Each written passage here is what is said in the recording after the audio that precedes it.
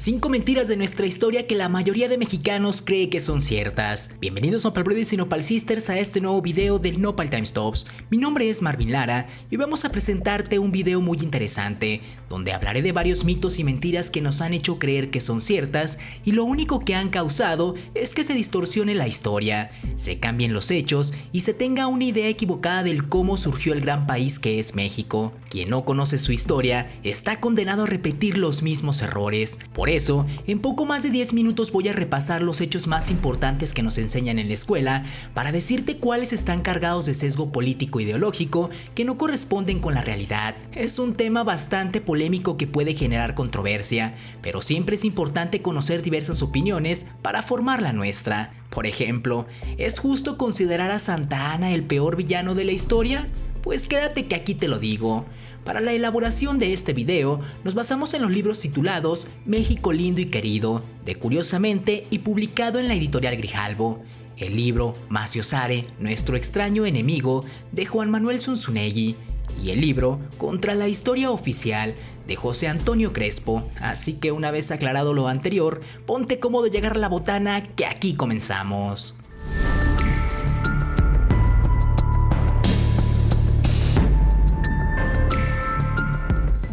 Número 1. La conquista. ¿Fue una pelea de españoles contra indígenas?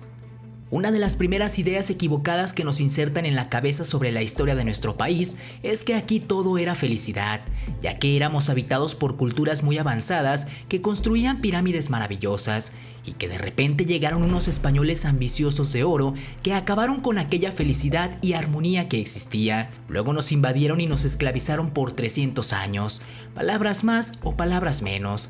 Esa es la historia oficial. Lo cierto es que nunca existió esa armonía. En realidad la mayoría de las culturas estaban peleadas con las demás, pero sobre todo estaban peleados con los mexicas, que habían construido todo un imperio cimentado en los altos tributos que debían pagarles, así como el miedo y miles de vidas que fueron sacrificados como ofrenda para sus dioses. Entonces los pueblos sometidos estaban esperando una oportunidad para rebelarse y poner punto final a la tiranía mexica, y los españoles les dieron esa oportunidad, y por eso se convencieron fácilmente de unirse a los invasores. Así pasó con los tlaxcaltecas, pero no fueron los únicos. También los totonacas, los habitantes de Cholula y otras culturas más que se encontró Cortés a su paso previo a la llegada del Valle de México. Si no se hubiesen dado esas alianzas, habría sido imposible para los 600 o 1000 españoles que llegaron derrotar a los mexicas, que junto con sus aliados contaban con fuerza de más de 50,000 hombres. Pero también es cierto que no fue una pelea de todos contra los mexicas, sino que tampoco nos enseñan que hubo españoles que se rebelaron y se unieron a la causa indígena, como Gonzalo Guerrero, quien naufragó en su viaje al actual Yucatán y se integró por completo a la cultura maya, escalando posiciones, formando una familia y compartiendo estrategias para combatir a los invasores, a tal punto que la región maya fue la que más trabajo les costó a los españoles derrotar. Número 2. ¿La independencia de México fue una lucha entre mexicanos y españoles? Cuando nos enseñan la historia de la independencia, nos hablan de los héroes que nos dieron patria y nos hicieron libres. Por eso es fácil imaginar a estos héroes como los de las caricaturas, luchando por la justicia y la libertad. Pero, ¿en realidad eran estos los ideales de Hidalgo, Morelos, Iturbide y compañía? Pues en realidad no, era una mezcla rara donde cada quien buscaba llevar agua a su molino, sin defender una causa en común. Estaban los indígenas que querían recuperar sus tierras, esclavos que buscaban libertad, mineros que querían mejores sueldos y condiciones de trabajo, pero también estaban los mercenarios, que solo deseaban llegar a un pueblo para poder ver qué podían saquear. Pero lo que debemos tener claro es que no fue una lucha donde los mismos indígenas que habían sido invadidos y conquistados 300 años atrás eran los que ahora buscaban recuperar su independencia. Nunca debemos olvidar que la independencia de México la planearon los criollos, que eran los hijos de españoles nacidos en la Nueva España. Sí, Hidalgo, Allende, Aldama e Iturbide eran criollos, y no criollos cualquiera, todos provenían de familias españolas muy bien acomodadas económicamente. La independencia de México fue una revolución de la élite conservadora de la Nueva España, cuando sus intereses y sus fortunas se empezaron a ver afectadas por lo que estaba ocurriendo en España con la llegada de gobiernos y leyes liberales. E incluso había indígenas peleando por la causa realista o española, para que no vayan a creer que todos estaban del lado del bando insurgente. Así que, quitando el lado romántico que nos enseñan, en realidad fue así como se dio la independencia de México. Número 3. ¿Santa Anna fue el peor villano y no hizo nada bueno por México? Antonio López de Santa Anna es considerado el peor villano de la historia para la mayoría de los mexicanos, de eso no hay duda, e incluso hay encuestas que así lo confirman. Y sí, cometió muchos errores, pero también es cierto que muchos de los pecados que la historia le carga, en realidad no los cometió él, pero como dice el dicho, cría fama y échate a dormir.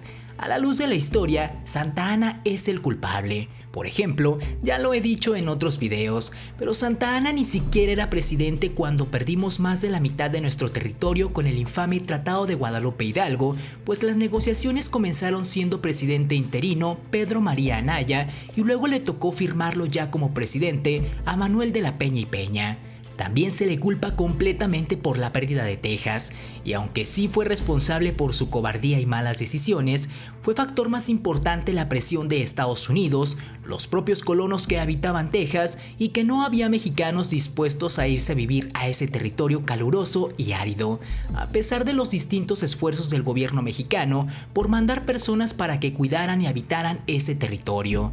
Aún así influyó más que los gringos y europeos de Texas estaban en contra de la ley mexicana que prohibía la esclavitud, la cual fue impulsada por Vicente Guerrero, pues estos volvieron valiosas esas tierras gracias a los cultivos que realizaban con la ayuda de la mano de obra esclava, por lo que permanecer en México les perjudicaba en sus ambiciones. Pero bueno, explicados esos errores que le cargan a Santa Anna, vale la pena mencionar lo que hizo bueno, que en realidad no fue mucho, pero no por eso debe ser olvidado. Primero, que formó parte del ejército trigarante que logró la independencia de México. Segundo, que no era un presidente que se escondía ante los conflictos. Era tanta su vocación militar que prefería irse a dirigir batallas que estar encerrado en el palacio de gobierno. Promovió la importación de maquinaria textil que sirvió para crear empleos y enfrentar un sector que estaba dominado por los ingleses. Además, que mejoró muchos de los caminos del país que habían estado abandonados por mucho tiempo. También promovió la educación primaria obligatoria y durante su gobierno lanzó la convocatoria que nos dio el hermoso himno nacional que cantamos hasta el día de hoy. Y es seguro que no te la esperabas. Número 4. Madero, el apóstol de la democracia mexicana que no quería una revolución. A Francisco I. Madero se le debe ser iniciador de la primera revolución social del siglo XX. Sin embargo, lo que casi nadie dice es que en realidad Madero no se consideraba un revolucionario, sino un reformista amante de la ley de la paz, un religioso devoto al espiritismo y seguidor firme del humanismo cristiano. Y aunque tiene bien ganado el título de apóstol de la democracia, al final resultó ser un pésimo político y peor revolucionario, por lo que terminó convirtiéndose en un mártir de la democracia.